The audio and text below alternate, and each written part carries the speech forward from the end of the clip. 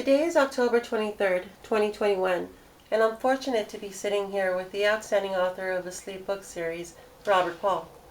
Asleep Drifting Book 1 was released in January 2021. The world ranking on this book this morning was 909th. Number 1 in category of survival biographies and memoirs, number 1 in the category of dysfunctional relationships, and number 2 in the category of memoirs in the Kindle store. Asleep Hypnotic Rhythm Book 2 was released in June 2021. 53rd in the category of survival biographies and memoirs, 77th in the category of parent and adult relationships, and 181st in friendships. Asleep Awakening Book 3 will be released on November 24th, 2021. Robert Paul, can you please tell us what inspired you to write your story? Well, I had a lot of pain inside, and I did not know how to express that. I had drank enough liquor and did enough drugs to last me 5 lifetimes. I owned a mortgage company, lived on the beach, drove a beautiful car, earned anywhere from $250,000 to $360,000 for 3-4 years in a row. Yeah, I lived like a rock star, and something was broken inside. It was the child abuse that I was trying to outrun. Eventually, I chose to look at it straight on and do something about it.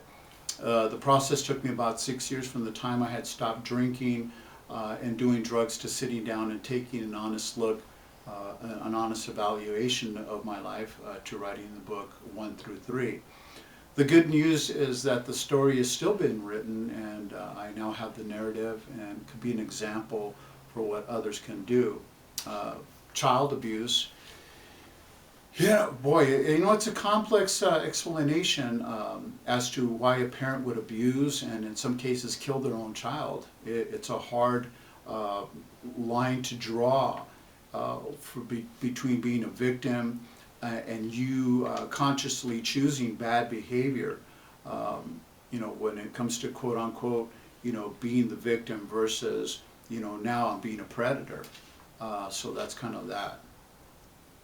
How did you come up with the title of your books? Asleep means that we're not aware, we're not paying attention, we're not in the present moment. And just before publishing my own book, Awakening, which is going to be coming out, I had a conversation one time with my wife's son, and he was talking about Napoleon Hill's Conversations with the Devil. He talks about drifting in his books. So I titled the books Asleep because from a young age, me myself, I was reading Napoleon Hill, and he taught, Think and Grow Rich, The Law of Success. And my point is that our life are a collection of habits, and we don't pick our parents, we don't pick our financial status, country, gender, race, religion when we're born. It's kind of a crapshoot. So we play the hand that we're dealt to the best of our ability. I can't blame my mother, Lucinda, an old boss, the political landscape that we're in, if my life is not where it needs to be. It's our individual choice to change that situation. So kind of moving on, as far as drifting is concerned,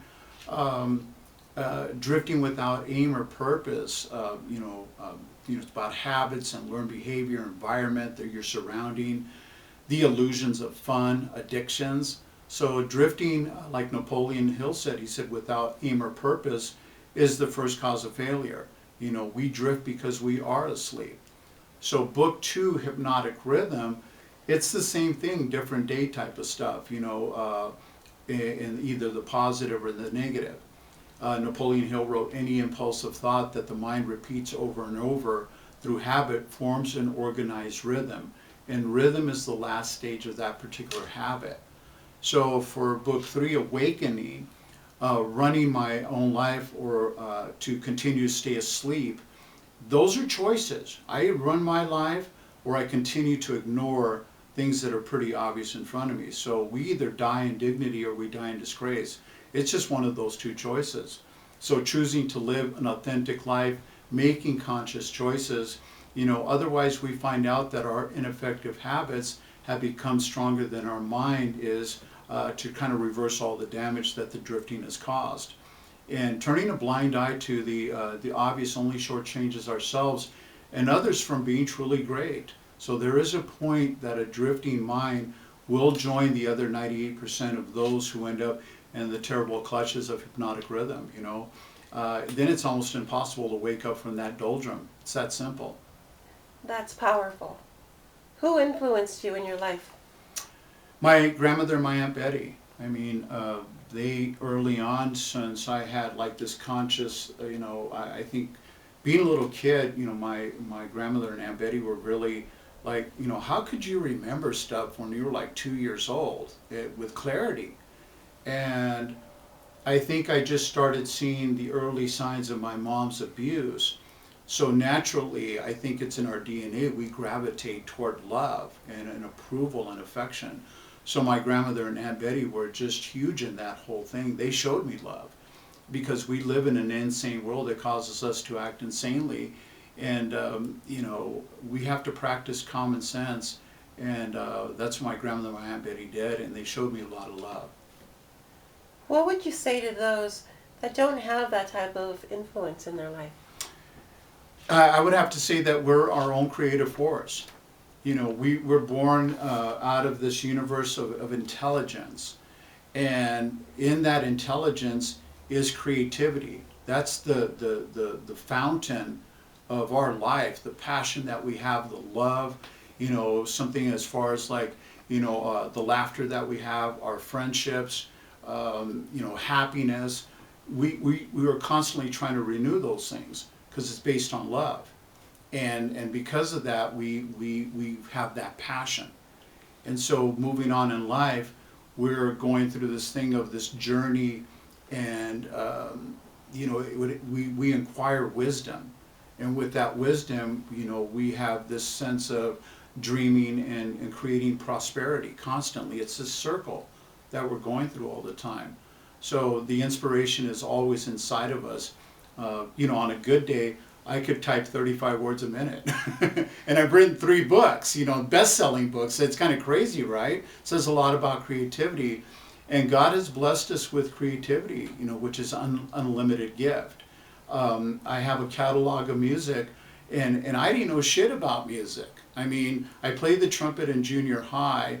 My mom was never really involved in any of my activities, sports or music or any of that stuff, plays that I was in high school.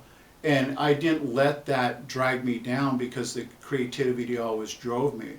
So I go, well, what? I don't like the trumpet, let me play guitar. I like the guitar. You know, how about the piano? How about drums? And I taught myself for the most part how to play those things and then play music at a high level. So whatever you can conceive and believe, that's something that you can achieve. Robert Paul, those are absolute words of wisdom. Thank you so much. I look forward to our next interview. Any last words?